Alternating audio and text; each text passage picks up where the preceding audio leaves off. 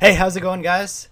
How's it going, guys? Sorry, I just wanted to make a quick video. Your boy was literally featured on the front page of the Wall Street Journal today. I know it's kind of hard to see, but right here on the bottom, this article by Paul Kiernan. Essentially, it does continue on A9, so if any of you guys are actually getting the physical copy, that's where you can find it. But here is the article itself. So it's essentially it's basically a piece kind of talking about the misconceptions between when Jerome Powell talks in his little like live videos for his FOMC meetings and whatnot, and essentially how people are kind of interpreting it. You know, money printing go burr. It's an interesting article. Unfortunately, the Wall Street Journal has a paywall, so that is kind of fucking annoying. And so I was interviewed by Paul Kiernan, obviously, who is the author of this article. Shout out Paul Kiernan, a really cool guy. And actually, you know, for a lot of you guys that are like, oh, conspiracy theorists, he's the dude that like, if you actually watched Jerome Powell, I believe it was his most recent FOMC meeting, the one where they were discussing the supplementary leverage ratio, I think back at the end of March.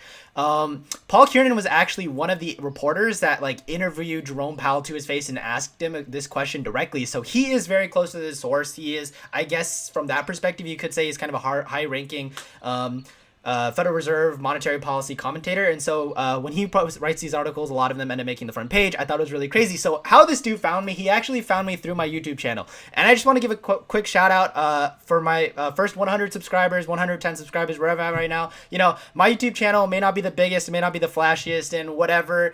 I don't really give a fuck. I do this shit for fun. You know, I like the dialogue that I have with you guys. I like just meeting new people, talking about random shit. Again, I originally just started this, to say motherfuckers, like, I'm not LARPing, the shit that I called. Like, when I said I had these opinions about Bitcoin or Cardano or anything, you know, a year ago, you can't just say that I'm, like, some survivability bias, hindsight bias bullshit. I actually, like, done did it. I done said it. And also, you know, I like having, I have a little shitty computer, so I like having, using YouTube storage for my videos, so I don't have to use my own shit. But anyways, I just kind of want to give you guys a thank you. I really love making this channel. I really love just talking about random shit. And yes, even though I don't have the most subscribers, I like having a channel where people, you know, I don't like pandering to people and all this other bullshit.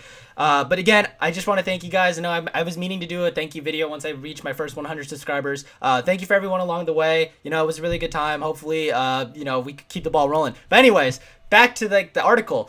So this was like the featured picture that's kind of talking about Jerome Powell's little chat thing. And as you can see, your boy's right here. You know, and in a sense, this article was kind of, when we were interviewing, I was basically telling him, you know, why kind of like throw out certain feelers, why say certain things, to try to shift the pot in a certain way. And as we read further along the article, more of what I'm saying will make sense.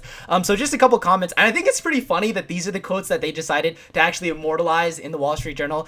DeFi is dumb. It will be built on BTC, not ETH. Obviously, I wanted to go in more in depth of like something like you know, Lightning or discrete logarithmic contracts with the Taproot upgrade, or even RGB. These type of things are bringing Turing completeness to the Bitcoin blockchain, I guess you could say, using the base protocol as like settlement. Obviously, I can't say all those things in the chat. Obviously, you know, you still see people right here, like someone's talking about XRP, people just talk about random shit.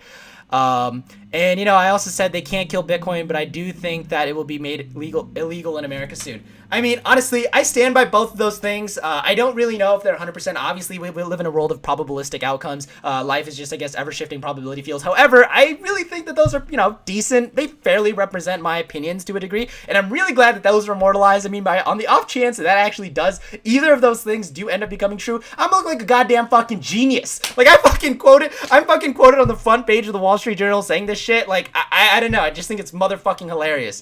Like, my ass is being quoted in the Wall Street Journal. Fucking hilarious. So let's do the part where I was actually quoted. So Kyle Koshiyama, a 24-year-old cryptocurrency trader in Ann Arbor, Michigan, said he tunes in to at least 1 or 2 appearances by Mr. Powell a month and routinely wades into the conversation. Quote, "If I'm going to watch it, I'm 100% jumping in on the message board," Mr. Koshiyama said. Again, I was telling my dad, this is unironically the first time that anybody's ever referred to me as Mr. Koshiyama.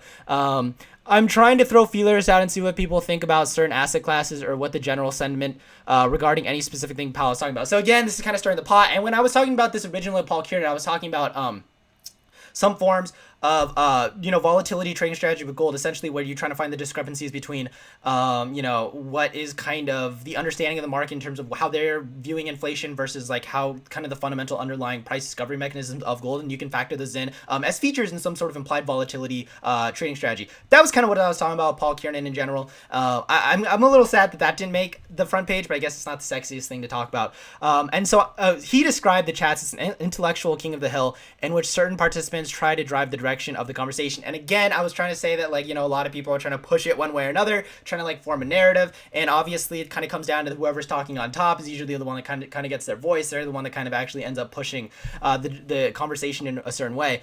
And so yeah, I mean, if you guys want to read this article again, it is pretty interesting. I just think it's fucking crazy that your boy was literally like actually fucking interviewed in this shit. I mean, I don't know, it's just fucking crazy. Like I never really thought that I would literally be somebody that would be interviewed on the front page of the Wall Street Journal, especially because, I'm kind of, I guess you could say I'm kind of a degenerate guy. I mean, I work on certain things, but if you watch my YouTube channels, my YouTube videos, you basically know what I'm about. And yeah, so when I make these YouTube videos, these are the things that I really want to be, I really want discussed. I want like things like actual good conversations where people are actually doing shit. And, if anything, this is just kind of validating in the sense that, yeah, like I probably could get more views if I just made random altcoin videos, or if I did more OBS shit and I try to actually make it everything kind of have like a certain like look to it. But at the end of the day, I'm mainly just here to talk to random people. But yeah, this is really fucking exciting. Really hyped that I was actually put on here. And again, I'm, for those of you that watch my videos, I'm not the largest Bitcoin maximalist, although I do try to entertain all the nuances of everybody's argument. I just think that's really fucking funny that I was quoted saying that, because that's such a hyper Bitcoin maximalist perspective that I have up there. I guess you could argue that maybe the banning of Bitcoin, because I'm basically out here, I'm a Bitcoin shill, whatever. And I do think that it is very possible that Bitcoin does get banned. And again, when I said those two things, they're not necessarily things that I 100% believe in. They're kind of just me trying to push the conversation in a certain way. And a lot of times when I was talking about when I was being quoted saying that I thought that it was very similar to an intellectual king of the hill right here.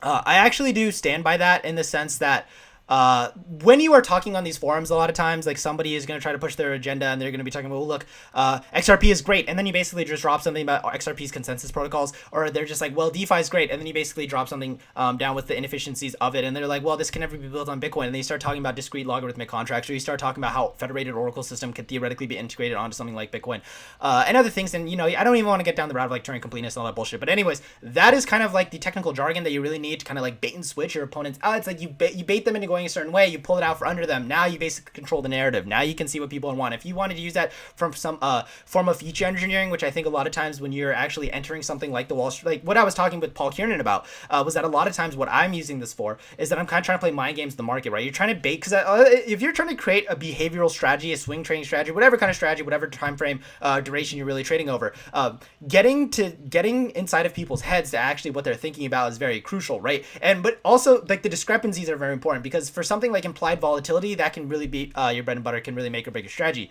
Anyways, that's basically everything that I want to talk about. I really wanted to thank each and every one of you guys who actually watched my video. I know some of my videos only get like 10 views or something. You know what? I don't care. As long as like one or two people are actually really pulling something away from it, having a good time, that's what matters to me.